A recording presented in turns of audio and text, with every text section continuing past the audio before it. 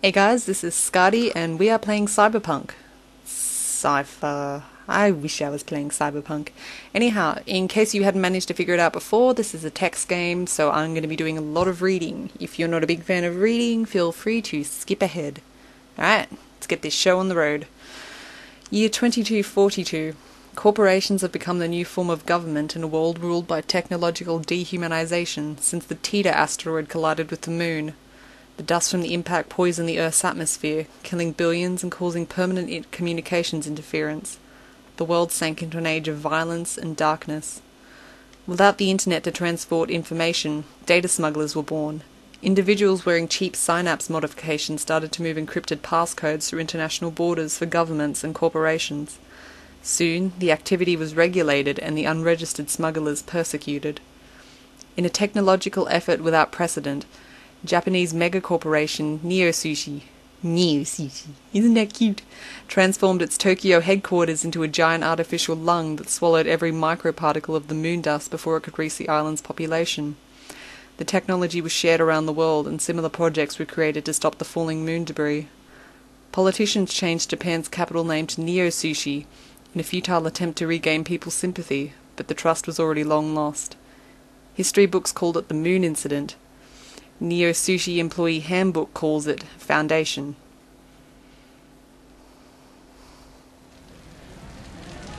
Alright, let's do this. Welcome back, Doggeron.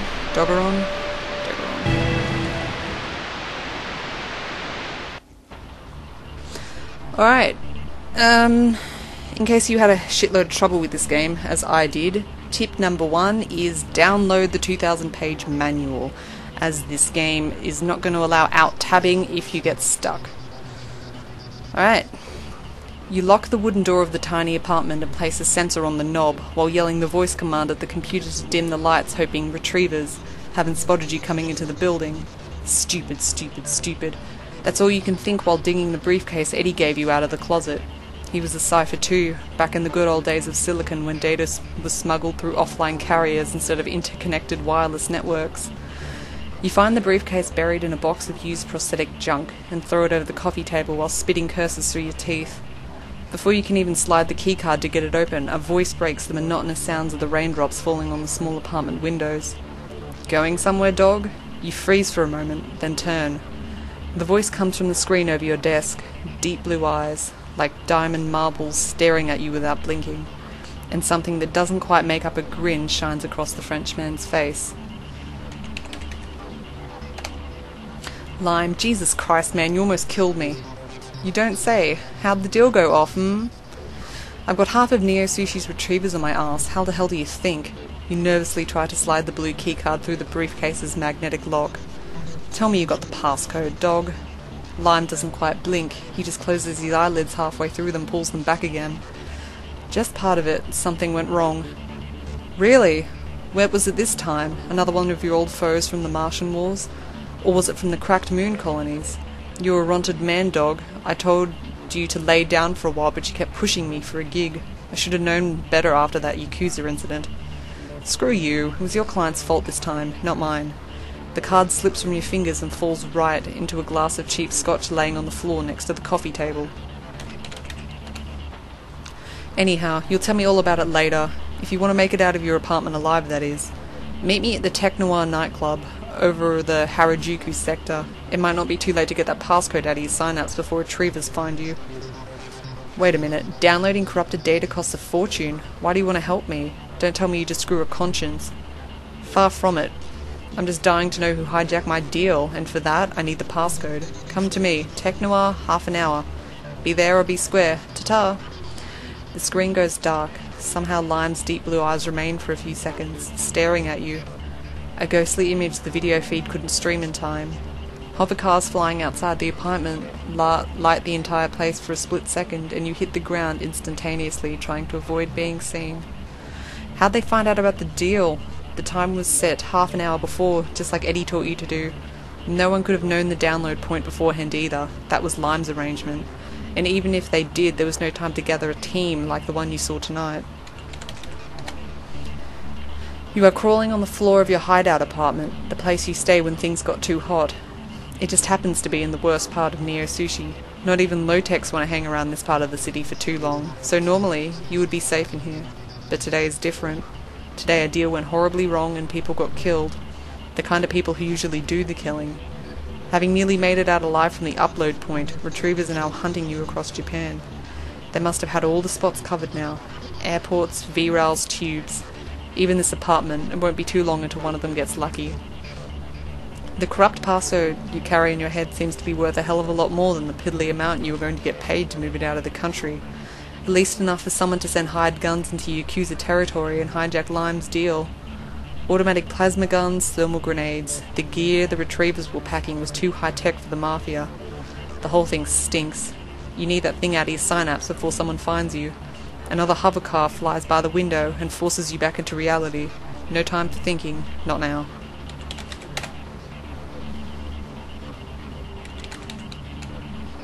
Hideout apartment. The tiny room is located on the 17th floor of an old building that hookers regularly use to hustle tourists who come looking for something new. Blue neon lights from the passing hovercars fill the empty apartment every couple of seconds. The south door leads to the hallway. To the north, there's a big window from where you can see the big columns of smoke, a typical Neo Sushi skyline. Eddie's locked briefcase is over the coffee table. A multi-card fell to the carpet. It must have been stored along with Eddie's briefcase. A blue keycard rests next to a puddle of scotch. On the desk there's a big, heavy T800 video phone. An empty glass scotch? What? You also see a note. The sensor you attached to the door is not showing activity at the moment. Alright, let's do this. Another thing you've got to be conscious of is that this game gets really, really twitchy about syntax. It wants you to do things a certain way. So, for example, you always put... what the hell was it? You always put the object after the verb, like directly after. For example, turn TV on will probably work, turn on TV won't. It's just a real bitch. Alright, so let's do this, let's test this.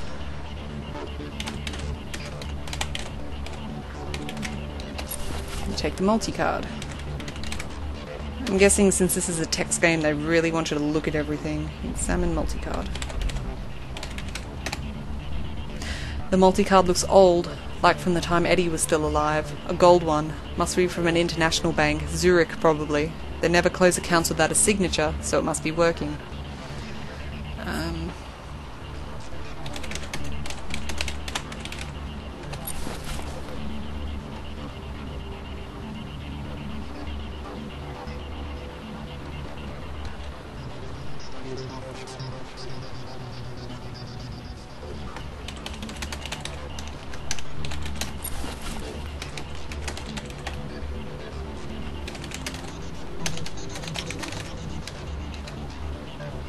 Electronic note. So you finally screwed things up, huh? I told you this would happen someday. Sooner or later, we've all been there.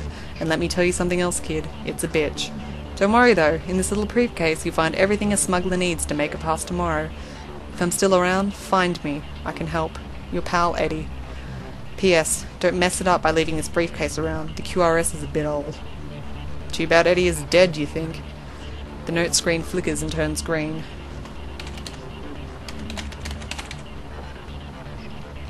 Ah, fuck's sake. Turn note off. Yeah.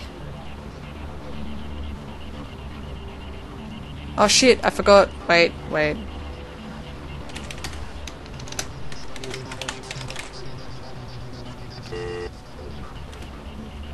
Video phone. Welcome screen. The screen flickers for a few seconds after you pick up the receiver, then a female voice repeats the same message over and over in 6 different languages. Welcome to the Neo Sushi telephone and telecommunications network. If you know the number, type it in the screen to place a call. If you need information, our bots are online 24 hours to help you.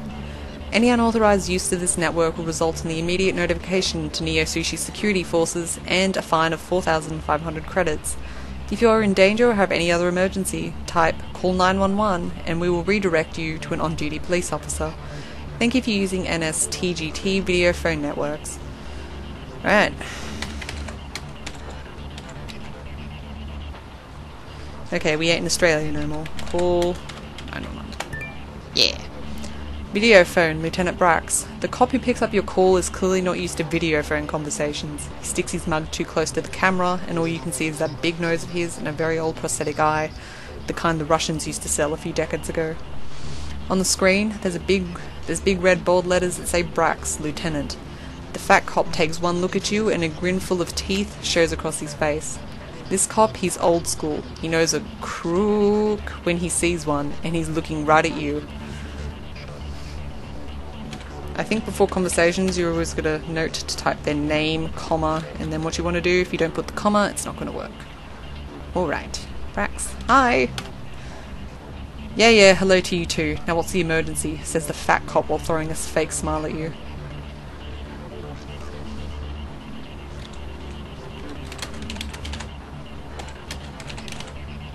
How you doing? Aw.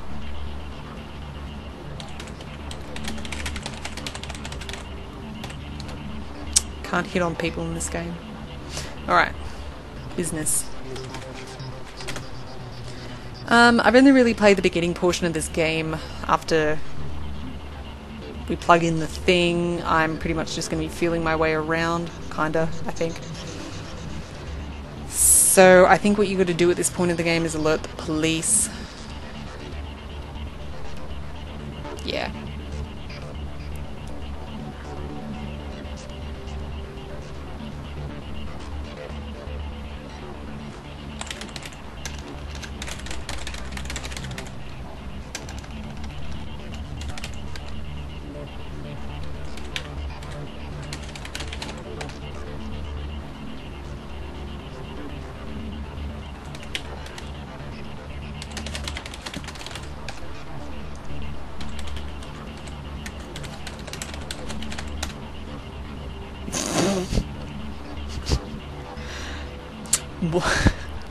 What? Someone's trying to hurt you? Yeah, right. Hell, who am I to doubt? Stay there and lock your doors if you haven't already. I'll send a patrol.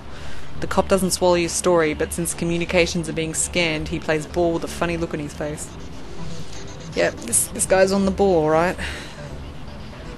Alright, let's do this. Exit. Let's do this.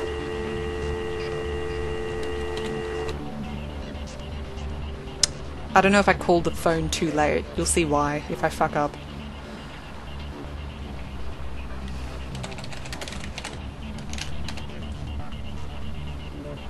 Apparently it's good to have a look around at your surroundings, even though it describes it for you anyhow. Smell. Rub eyes? It got me points. Okay.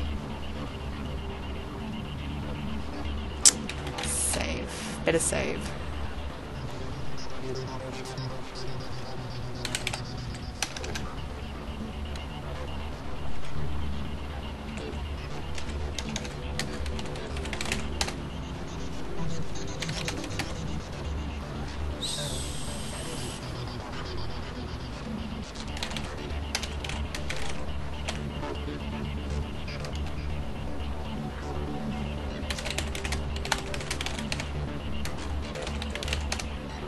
Right, alright. Crouch. Let's just test some shit out. Crouch. Syntax error.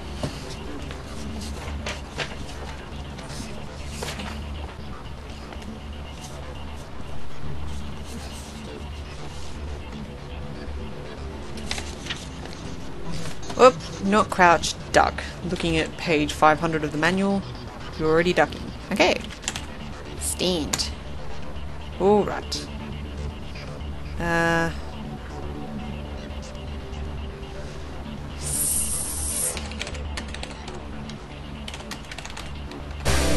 What the fuck? Oh, I died! Oh, okay. Hideout apartment, you fucking thing. Something hits you hard in the chest and twists like a cork opener. You feel no pain, not yet. The curtains viciously move in front of you and then you see it. In the darkness across the street, a red light flashes through the passing pointers. No sounds but the blood pumping through your ears. Fear, desperation. On your way down to the floor, you realize there were sharpshooters outside your apartment, waiting for the moment you showed up. You never die. Not quite. They need you alive to extract that code from your synapse, and they make sure you don't die. Flashes of doctors sawing off your head and carefully placing it inside a container filled with green goo is the last visit experience you remember. After that, everything goes blurry. It may take months for them to extract the code without breaking it. Your nightmare has just begun. Oh no, you have died. Fucking load.